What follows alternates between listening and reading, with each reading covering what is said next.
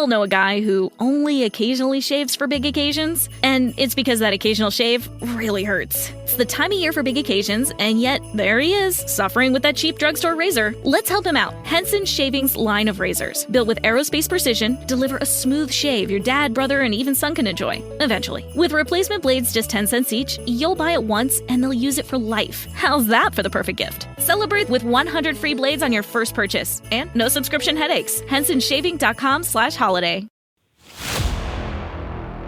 Warning. The following podcast might be too truthful for most liberals. Listener discretion is therefore advised.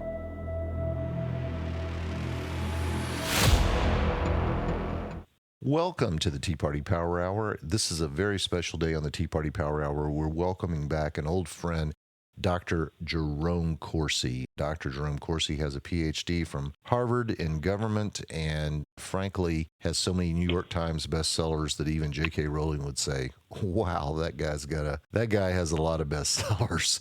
But he's here today to talk to us about climate change, the crisis that isn't. You have an article out in the American Thinker, and you also have a book entitled The Truth About Energy, Global Warming, and Climate Change, Exposing Climate Lies in the Age of Disinformation. Dr. Corsi, welcome back to the show. It's been too long. Well, it's great to be back with you, Mark. Thank you very much. Well, looking at the whole climate change thing, I have to be honest with you, and you may not know this, but this show started out a long time ago as a show called Global Cooling Radio. And what I would do is bring in climate realists from around the world. The alarmists like to call us deniers, but I'd bring in climate realists from around the world to refute what we were hearing from the Al Gore crowd. So it's a subject very near and dear to my heart, and it's kind of, and I'd like to get your opinion on this, it kind of surprises me that it hasn't gone away. I mean, every prediction they make fails to come true, and yet they just ignore it like, you know, they never made the prediction and they make another one and keep going forward. It seems to have a lot of resilience. Well, this basically is a neo-Marxist movement. It's cultural Maoism. The climate IPCC group knows the science is not legitimate. They understand that Michael Mann rigged the statistics for the hockey puck, which said that the Earth had perfect temperature until the Industrial Revolution. We started using hydrocarbon fuels, and suddenly Earth's temperature shot up like the blade of a hockey stick and became very hot. Mm-hmm. It's nonsense. Earth has been around 4.6 billion years. We've had a lot more carbon dioxide in the atmosphere 600 million years ago than we do today. I want to throw something out there. Ice ages. I'd like to throw something out there about Michael Mann and his hockey stick. You and I, before we went on, were talking about the pharmaceutical industry a little bit. Michael Mann was originally using a data set that consisted of tree ring data, and it did not show the hockey stick shape. In fact, it showed that the planet had started to cool. Well, of course, Michael Mann couldn't have that.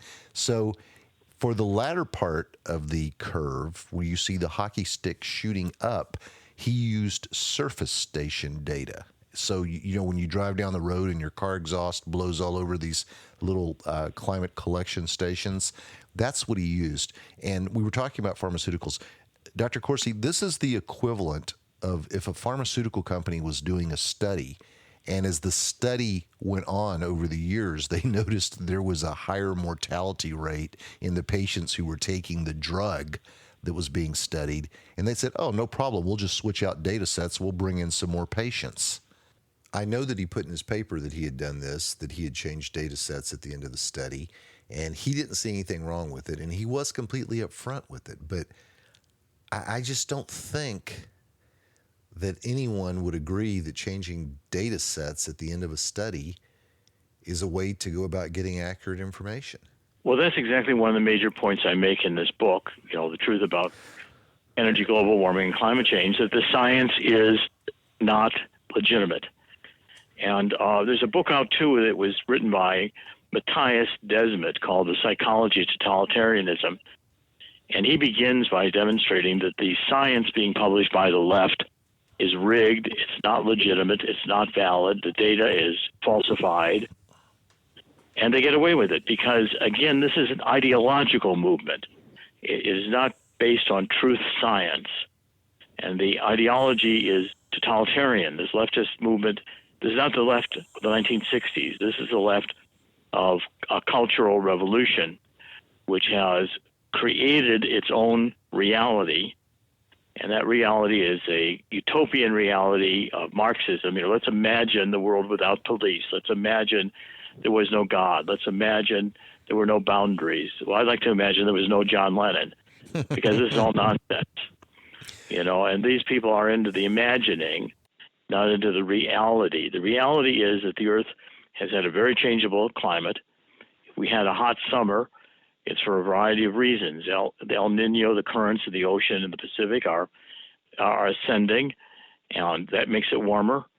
Sun cycle 25 is warmer than sun cycle 24. We're in 25 right now. It's warmer. We had this Tonga explosion of a volcano undersea, probably the biggest explosion ever recorded undersea. It sent a stream, a plume of ash and water vapor into the stratosphere. It's recorded by our satellites. That put a lot of water vapor up into the atmosphere. Water vapor is 70% of all greenhouse gases. That makes it warmer. Human beings had nothing to do with any of these things. The power here is much more massive than human beings could exert. And the idea that a little bit more carbon dioxide will just make things greener. We'll just have more trees. We'll have more food.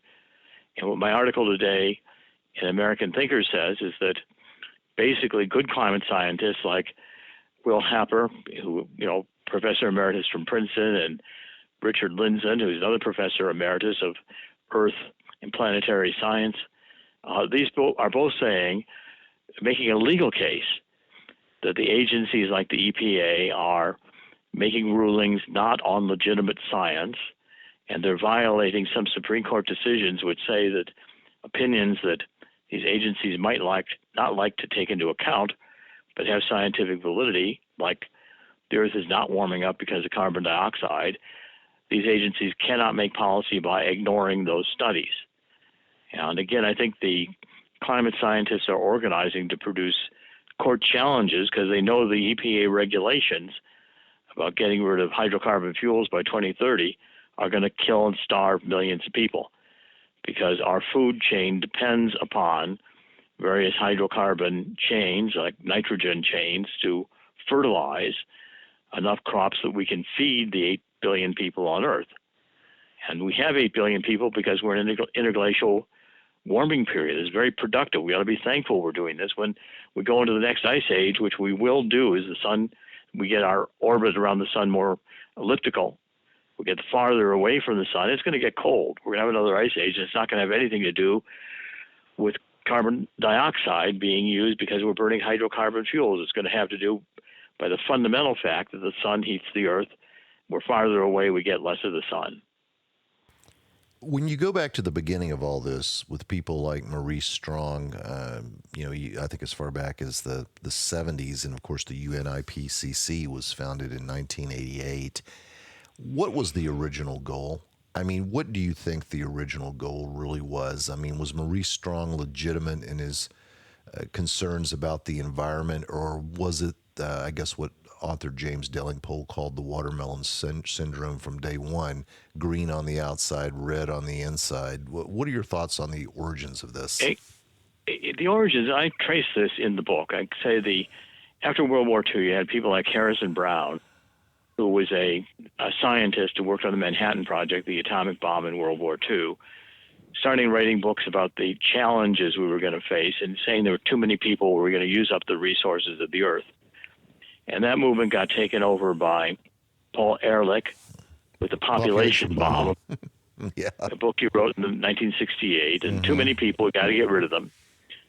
And John Holdren, who became science czar for Obama, joined forces with Ehrlich and said, wait a minute, if you really want to destroy capitalism and kill people, depopulate, you got to make an existential threat. He said, we got a good one, and that hydrocarbon fuels emit carbon dioxide, which is a greenhouse gas. And we can say that because of that, in the Industrial Revolution, human beings are causing the Earth to either become too warm or too cold. First, I said it was going to be an ice age. Well, then, when that didn't develop, when the Earth's temperatures became warmer, naturally shifting, they said, okay, we're going to have global warming. Now, they knew at the time that that was hoax science. But because human beings are prone to these ideas. Goebbels knew it with Hitler. Tell a lie often enough, simple idea, like Middle Ages, all women are crazy. They must be possessed by the devil, so we ought to burn them at the stake. Bad idea. But a lot of women were brutally killed because of that phenomenon of hoax that captivated the minds of people at the time. And that's the problem we've got, that human beings are subject to lies, and they're powerful enough human beings believe them and propagate them. We're doing the same with the climate hoax today. It's junk science. I agree with you 100%, and I don't know about everyone in the audience, but I personally don't like to be lectured about science from people who can't define what a woman is, who think men can have periods and men can get pregnant, and that an unborn baby is just a useless clump of flesh. The left does not have a really good history when it comes to science and agreeing with the science, and they're wrong about this too. I think one of the interesting things about the UN IPCC is that the people involved in it have often quit. When scientists who legitimately believe all this stuff have joined the UN IPCC, they have come away thinking, oh my goodness, this is a body that renders out political decisions, not scientific decisions. And I think a lot of people may not know that when the UN IPCC puts out a report, they have one that they give to the politicians and the journalists and the media, and they have another one that's more for scientists. And there have actually been years, Dr. Corsi, when the version of the report they give to the media and to the politicians is at odds with the scientific version that they reserve for the academics. So very inconsistent. A lot of people have quit that organization because they're not interested in science. And it's interesting that this group has so much power in our world. I mean, the media quotes them as if they could not possibly be wrong. And just like all the other alarmists, they can put out prediction after prediction that fails to come true, and yet it's just ignored, or they change titles. I mean, we all know liberals are the masters of euphemism. And at first it was global cooling. Well, it stopped cooling. So then it became global warming. Well, then it stopped warming. So then it became climate change and climate chaos and anything else you want it to be. You can stretch that into other things from the liberals. Killing unborn babies is female reproductive health care. A young child cutting off their private parts or their breast is considered gender-affirming health care. It all sounds so innocuous. It all sounds so innocent and so helpful. And it's the same thing with climate change. They're appealing, I think in the case of young people, to our need to want to do good, to our need to want to leave the planet better than we found it. And the young people buy into this. But if you take any kind of an objective look at it, I mean, doesn't it just fall apart at the seams in terms of the actual science? Well, yes, it does. I mean, I'm holding a book here written by Judith Curry. It's called Climate Uncertainty and Risk, Rethinking Our Response. Now, Judith Curry was a very prominent, she's a professor emerita of Earth and Atmospheric Science at the Georgia Institute of Technology. And she left the universities several years ago because she was a believer in this global warming, enthusiastically at first. And then when the emails in this ClimateGate from East Anglia Computer exposed Michael Mann and the others exchanging emails in which they self-confessed to rigging the data on the hockey stick, she bolted. And she said, this is nonsense. Now, the core of her book is mathematical. She says that the nature of the mathematics governing climate are nonlinear. In other words, you can't predict because the variables come out one way. If they're in a certain configuration, they come out another way. If they're in a different configuration, you can't. That's why weathermen are, you can't tell what the weather's going to be tomorrow. You can make a guess from today, but your weather meteorologists on television are generally not right. And that's the problem, because the mathematics are such, and that's an intrinsic problem. So you can't say X amount of additional carbon dioxide in the atmosphere is going to be X amount of warming. And the models that you have, always these mathematical models on which the IPC relies, over-predict catastrophes, because they're built to over-predict catastrophes. We have hurricanes. Hurricanes are natural. They're part of the Earth's mechanism of distributing heat. The Earth gets most of its sun at the equator. And the Earth has a mechanism called weather that distributes that heat to the poles and into the upper atmosphere, so the planet isn't too cold to survive. And that causes sometimes to be dramatic weather. We've had hurricanes, we've had storms, we've had volcanoes, we've had all kinds of earth changes. The mountains have risen, the continents have separated. The ice ages went away, and it wasn't because the cavemen in their little caves with their little carbon fires caused the earth to warm up. That was insignificant. What forces that control the climate are beyond human control. 5 extinctions where almost everything on the planet died before human beings got here. And the earth is not managing its temperature to make us to our pleasure. The earth is managing its temperature to distribute heat, and it will continue to do so. And as the earth changes in dynamics, we get farther from the sun, the earth is going to change how it manages weather. And that's just the facts. And the point is, legitimate climate scientists know this. They know this is a hoax. They know, and the people propagandizing this, their goal is to get us to stop using hydrocarbon fuels, to reduce the efficiency of the industrial state, produce less food, and kill billions of people. You got Jane Goodall going on the World Economic Forum saying we'd be better off with 500 million people. That means 95% of the people in the world she wants dead. These people are very dangerous. Why do they want the people dead? They're some of the people on the planet as well. Of course, I imagine they consider themselves to be part of that 500 million that gets to stay. But how do they benefit from the population going down? Is this some kind of weird belief they have, or is there some ulterior motive?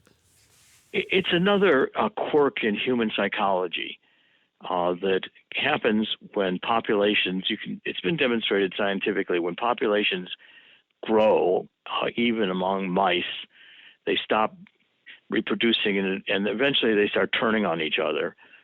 So, yes, Jane Goodall assumes she's going to be one. The World Economic Forum, just a small oligarchs with their machines, and 95% of human beings just want to eat. They're worthless. We'd be better off without them. We don't need them. We can be God. We can make this place perfect. Look, we exhale carbon dioxide. It's not noxious. It feeds plants, part of the natural cycle. But because we exhale it, you can see this is a self-loathing movement. They hate human beings. And that's at the heart of Marxism. Marxism is not about a utopia. It's about promising a utopia, and then millions of people die. And both Stalin and Mao made sure they died in massive famines, which is a horrible way to die. And again, the climate change movement today is trying to cut the food chain. You all got to eat bugs. You can't eat meat. We're not going to use nitrogen fertilizer. We're going to produce less abundant, agricultural products, and people are going to die. And they don't care. They're willing to kill babies in the womb. They don't care. Life is not important to them. They don't believe in God. They don't see life as having an intrinsic value. Julian Simon, a great resource economist, said the only ultimate resource is human intelligence. And these people have God-given rights. How many geniuses did Hitler kill in the Holocaust? How many precious souls were lost in World War II, where 50 to 100 million people were killed? Well, if we have World War III, it's going to be billions killed. And Klaus Schwab at the World Economic Forum won't care. We all know a guy who only occasionally shaves for big occasions, and it's because that occasional shave really hurts. It's the time of year for big occasions, and yet there he is, suffering with that cheap drugstore razor. Let's help him out. Henson Shaving's line of razors, built with aerospace precision, deliver a smooth shave your dad, brother, and even son can enjoy, eventually. With replacement blades just 10 cents each, you'll buy it once and they'll use it for life. How's that for the perfect gift? Celebrate with 100 free blades on your first purchase, and no subscription headaches. HensonShaving.com/holiday.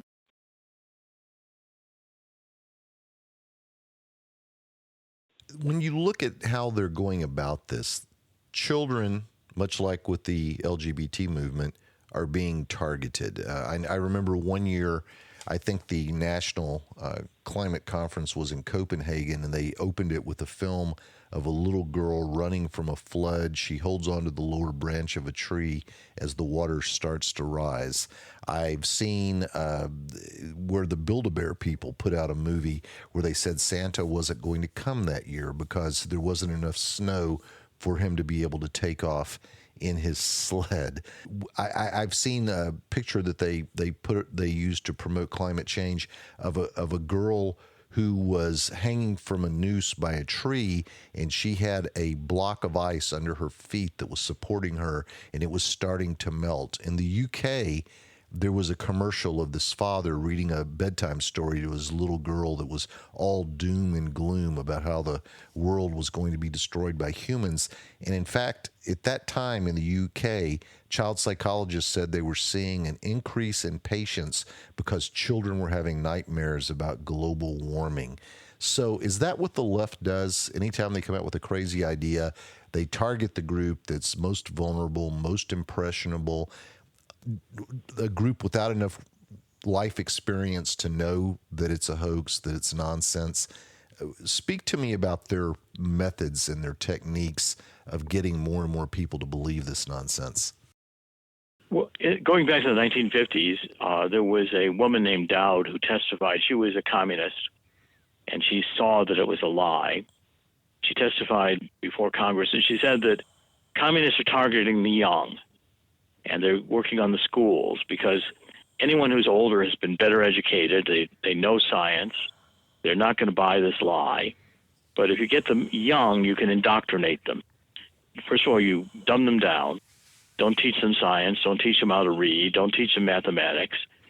And then fill them with this hate about class hatred, race hatred, all these tensions, and make them feel afraid if you don't do what we say as communists, you're going to die.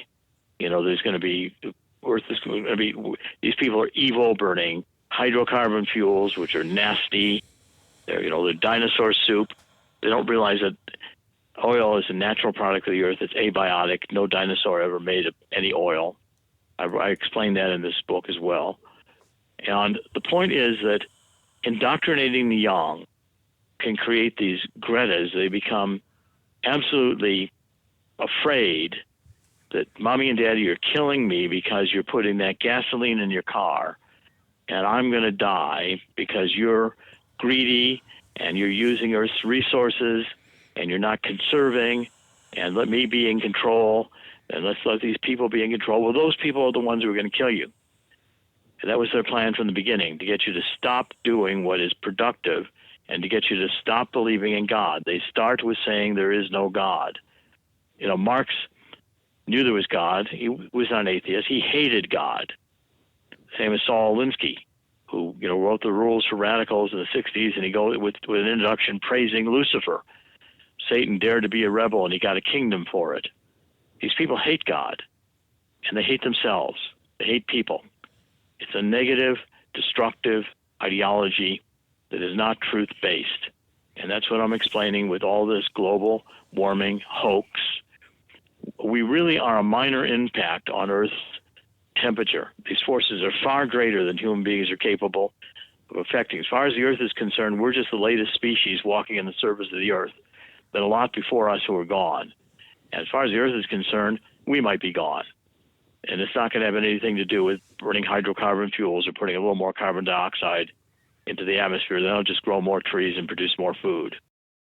We had kind of talked about the Earth regulating its own affairs. And one of the things people forget is that when you put more carbon dioxide out there, it expands the plant base. There are more plants, there are more trees, there are more shrubs, and that increases the carbon sink, which means we're able to absorb. The plants, of course, are going to take in the carbon dioxide and then release oxygen. Perfect relationship with humans. We take in oxygen, we put out carbon dioxide, the plants take in the carbon dioxide, put out oxygen. So when you look at that, it seems like it's almost kind of a self-regulating system. You know, more carbon dioxide means more plants. That increases the carbon sink, which brings the carbon dioxide levels back down. I look at that and say, from that standpoint, I don't see where we would have anything to worry about, even if CO2 levels did cause global warming, but it doesn't, at least not to any major extent. And the other thing, if I can go back to this point, Jerry, the people who promote this admit they lie. They admit they lie. I've never seen a situation where people come out and say, we're going to lie to you, and then people still believe them. Al Gore famously said, I believe that it is okay to have an overrepresentation of the facts in order to get people to pay attention to this very important issue. Well, an overrepresentation of the facts, what does that mean? It means he's lying. And then you've got people that are entertainers like Sheryl Crow said that when she went to the bathroom, she would only use one tiny sheet of toilet paper. And people began joking like, well, I'm not going to shake hands with her. And then she came out and said, well, that's not really true. I was just trying to motivate others to do something for the environment.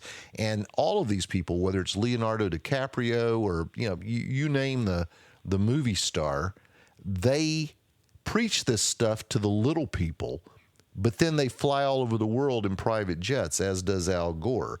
So this is sort of one of those, do as I say, not as I do type things. But my question to you as well is, when you see the types of people who get behind this, especially the Hollywood types, what is their motivation? Is this a chance for a photo op for the latest cause celeb, or do they have some ulterior motives that aren't that good? Well, first of all, the hypocrisy of the neo-Marxist and cultural Maoism is rampant. I mean, it's abundant. They lie. They promise you utopia, and they plan to kill you.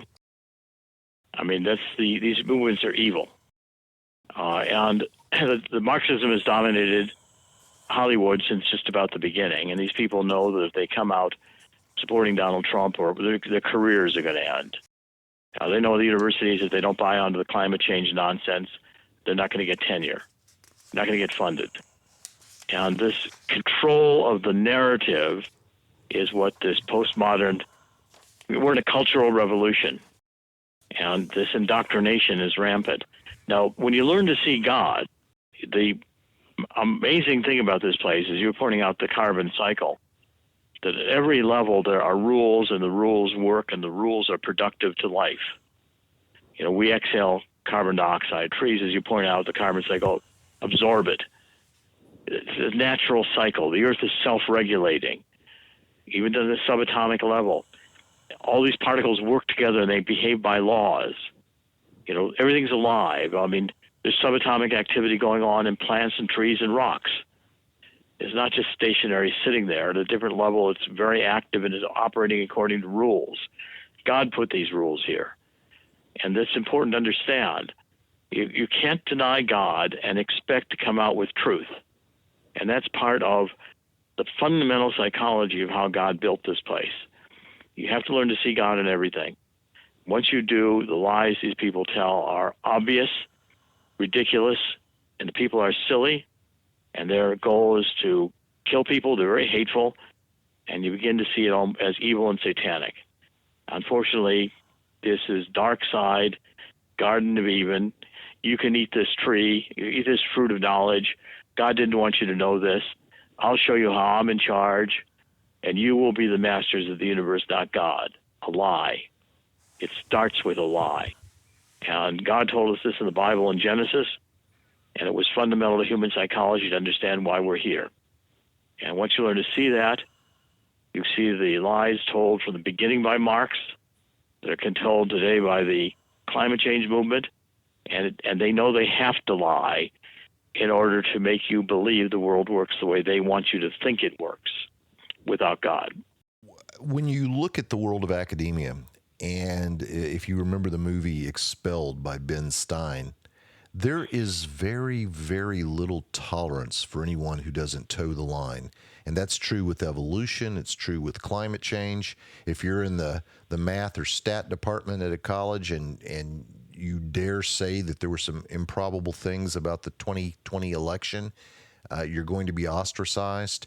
There really is even though the left claims that, we're about inclusion and we welcome everybody and we don't judge people, we're not haters. The fact is, unless you're towing their line when it comes to evolution, when it comes to climate change, when it comes to the 2020 election, you are going to be ostracized or worse. I mean, every time I open my email inbox, I'm reading about some bank that is telling somebody, we don't want you as a customer anymore because you believe in traditional marriage, or you don't believe in climate change, or you support Donald Trump. So there's nothing inclusive about what the left is doing. And part of all this, in addition to the fact that they're targeting young people, is that from a career standpoint, from a financial standpoint, there can be some huge prices to pay if you don't go along with the nonsense. Am I right about that? Or you're exactly right about it. When Herbert Marcuse in the 60s, who was a Frankfurt School, he was a Marxist, a neo-Marxist. He knew that workers of the world weren't going to revolt. He was, following Gramsci. He was trying to, an Italian communist. He's trying to destroy the culture of capitalism. And he said basically that we're going to have intolerance. We're not going to tolerate repressive ideas. We're going to only allow the ideas that advance us into this utopia. And so we're going to imagine the utopia, because as a postmodernist, he thought there's no objective reality. We create our reality. So we're going to create, that all human beings are liberated. Well, what does that mean? Well, Marcuse came out with the real liberation is uninhibited sex. And they began sex, drugs, and rock and roll to destroy the culture, break up the families. They promoted birth control to separate sex from procreation. They decided that they were going to attack babies in the womb as useless clumps of flesh. There were too many people. These are the ideas they propagated. And they know they're lying. They know that this isn't true, but they are not going to tolerate anybody saying the truth because they know they'll be exposed. And they want to propagate their agenda. They get to succeed like Hitler, they'll produce World War III. They end up in war. They end up in mass starvation. That's the history of communism. And it's going to happen again. And the only fight against this is I'm at the point of encouraging people on all my podcasts, my new website, thetruthcentral.com. We've got to start with the truth. We've got to combine that with the message of 2 Chronicles 7:14. We've got to ask God for forgiveness for having taken God out of the schools, out of the public space, for killing so many babies in the womb. We let this happen. And we've got to ask God's forgiveness on this. And God will hear the prayer and heal the land. Now, what it'll take to heal the land may not be particularly pleasant, but I'm seeing that we're going to have to face it. And we better get on our knees and pray to God, because God's judgment will be rendered. And human beings aren't going to like it. But you can't violate God's laws, just like that old television commercial. Don't violate Mother Nature. Right. The thunder and lightning come, and yes, you can't violate. There are rules here. There are ways things work. You can't make it up. Say, carbon dioxide is the temperature control knob of the earth. Nonsense. And if people believe this, they're deluded. And once they start getting deluded, you won't let anybody tell the truth until some child says, The emperor's got no clothes. Mommy, why is this guy in a dress teaching me story hour and showing me his genitals? Kids say, this doesn't make sense. Well, if it doesn't make sense to a kid, it's because the kid hasn't been socialized to know he's not supposed to object to this. Kids just tell you the truth. That's why Jesus said, bring the little children to me. He knew they told the truth. Absolutely. And I think one of the things we're seeing in the schools, and I saw a father going on a rant about this on Twitter not too long ago. Oh, I should say X, not too long ago. And he said that, his kid gets to school and the teacher asks him on the first day of class, this is a very young child, do you identify as a boy or as a girl? Now, what kind of a question is that to hit a kid with on the first day of school?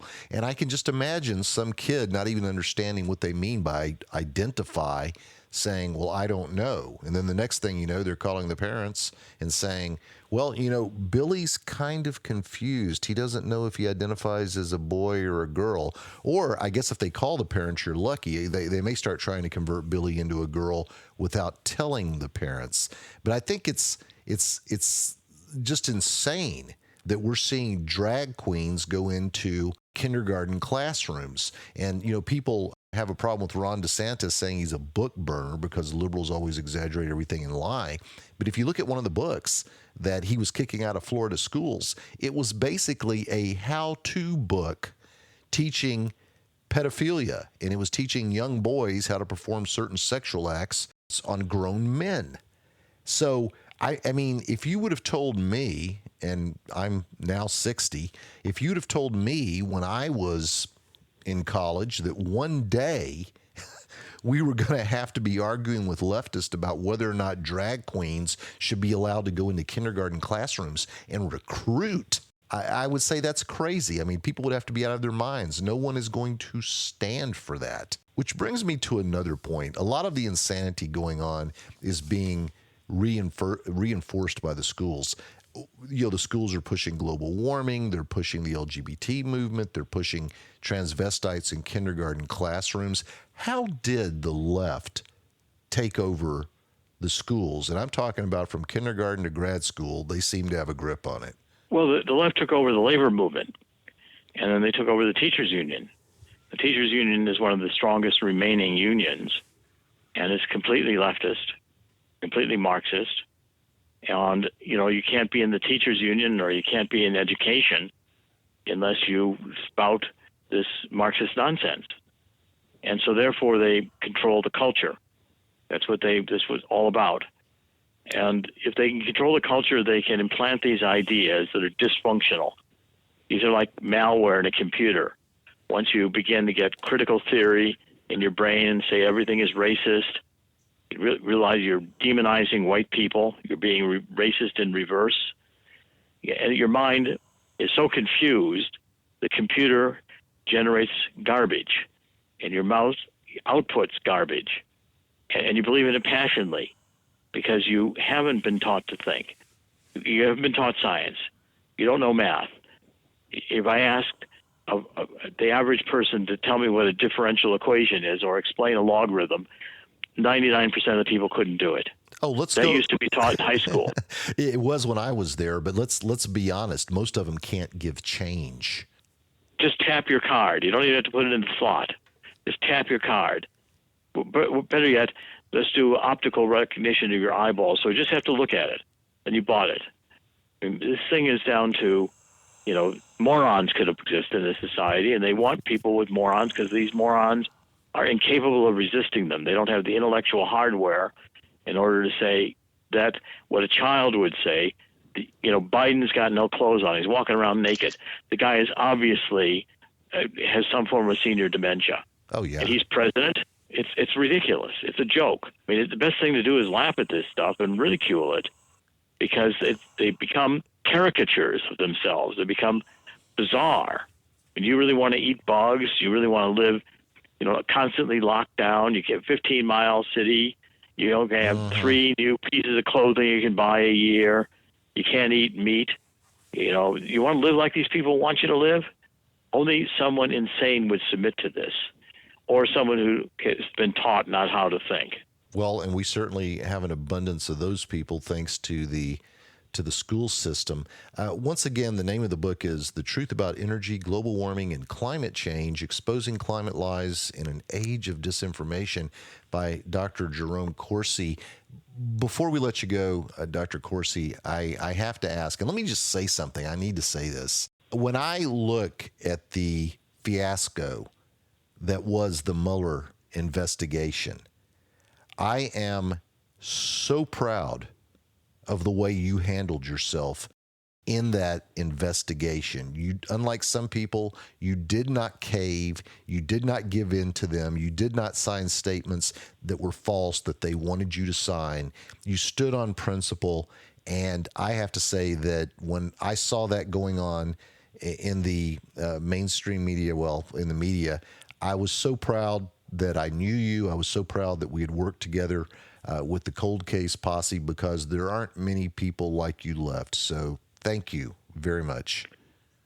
Well, I appreciate that, but the Mueller wanted me to say I had a connection to Julian Assange, which I did not. I was the last link. If they could prove I had a connection to Julian Assange, I knew the emails he was going to publish in advance. If I communicated that to Roger Stone, that was their case of Russian collusion. Well, I didn't have a tie to Julian Assange. I knew what his email release was going to be because I figured it out on my own. I told Roger Stone. I told others. But the point was, they wanted me to say I was lying. They actually were going to give me a plea deal. They did give me a plea deal. That if you don't take this plea deal, we're going to put you in front of a jury in Washington. You'll go to prison the rest of your life, and we won't treat you nicely. And I said to them, I cannot stand before a judge and before God and swear to a lie to keep myself out of prison. You want to do that to me, go ahead. I am not taking your plea deal. And I faced that I might be in prison like that the rest of my life, and I decided if that was going to be the case, so be it. But I wasn't going to lie before God. They did not indict me. They were the liars. They had no case. But I did it simply because I could not imagine lying to God. How many hours did they question you, and over what period of time? It was 40 hours. I wrote a book on it called Silent No More. Right. And it was 40 hours, and it lasted over several months. And they would always meet, go to Washington. The FBI pick you up. They bring you to an unmarked building in Washington, and you have to surrender your cell phones, all your electronics. They brought you up to a room with no windows in it. And I faced an army of 3 Mueller prosecutors and 10 to 12 or more FBI, all there interviewing me. And if they forgot an email, they all jumped out of the room and said, now you've lied to us. They let me amend testimony. I did forget emails. I admitted I forgot the emails. I admitted that my testimony needed to be amended. They allowed it. And they were going to charge me with lying on testimony I'd amended. And I just basically said, I am not going to play your lying game to keep myself out of prison. My relationship with God, my relationship with the truth is too important, and I will not lie no matter what you do to me. And I stood by that, and I would do that again. We need more like you, Dr. Corsi. There are plenty of people who would have caved, and as you know, some did. One in particular did. And when you look at that situation, it's almost as if they bring you in, they tell you what your testimony is going to be, and then they list out a number of very unpleasant consequences if you don't go along with them. And it basically, when that got out, and not just how you were treated, but by how others were treated by the Mueller team and by the FBI, so many people lost faith in our government, lost faith in the FBI. I happen to have a close friend whose uncle retired from the FBI. And when he retired, he was very proud that he had served in the FBI. Now, when people ask him, what he did for a career, he just says, I'm retired law enforcement, because he is so ashamed of what became of the FBI after he left. Now, that's where we are right now. Americans don't trust their elections. They don't trust the government. They don't trust the Department of Justice or the FBI. And it just seems to me that what we're really dealing here with is a mafia of sorts. I mean, everybody fears La Cosa Nostra, but it seems to me that the government mafia is much, much more powerful and has no problem destroying lives in order to further its goals. And They at one point had you on that list of people who they were ready to destroy if you didn't cooperate with them, but you stuck to your principles and came out okay. So once again, thank you for doing that, and I wish more people could find the courage to do what you did. We're out of time, but I do want to ask, perhaps you could come back another time and we could talk about Silent No More. Oh, sure. I'll come back anytime you ask, Mark. Thank you. Okay, that's fantastic. Once again, thanks for being here. It's been far, far too long. Very proud of the work that we did together during that time. Your book, Where's the Birth Certificate? I think, what did Obama release his birth certificate about 2 weeks before? That's right. He tried to. That fake birth certificate he released, which we found the original from which it had been copied and proved that forensically. Right. Johanna Ani's birth certificate is the birth certificate. That's right. And there are so many coincidences, shall we say, that two different forensics teams working on two different continents with no knowledge of each other came to the same conclusions. So good work on that as well as your work on John Kerry's Swift boat experiences. You've made some major contributions in your life to society, and I have a feeling you're not done. So want to have you back. We'll talk about Silent No More. And once again, really great catching up with you, Dr. Corsi. Thanks, Mark. God bless you, and God bless your audience. Very good. That's all we have for you today on the Tea Party Power Hour. I want to remind you, if you'd like to get a copy of our newsletter so you can stay up to date as far as which guests have been on the show or what news-breaking items have been released on the show, text the word TEA, that's TEA, to 44144. You've been listening to the Tea Party Power Hour with Mark Gillar. We all know a guy who only occasionally shaves for big occasions, and it's because that occasional shave really hurts. It's the time of year for big occasions, and yet there he is, suffering with that cheap drugstore razor. Let's help him out. Henson Shaving's line of razors, built with aerospace precision, deliver a smooth shave your dad, brother, and even son can enjoy, eventually. With replacement blades just 10 cents each, you'll buy it once, and they'll use it for life. How's that for the perfect gift? Celebrate with 100 free blades on your first purchase, and no subscription headaches. HensonShaving.com/holiday. At Grainger, we're for the ones who specialize in saving the day, and for the ones who've mastered the art of keeping business moving. We offer industrial-grade supplies for every industry, with same-day pickup and next-day delivery on most orders, all backed by real people ready to help. So you can get the right answers and products right when you need them. Call, click Grainger.com, or just stop by. Grainger, for the ones who get it done.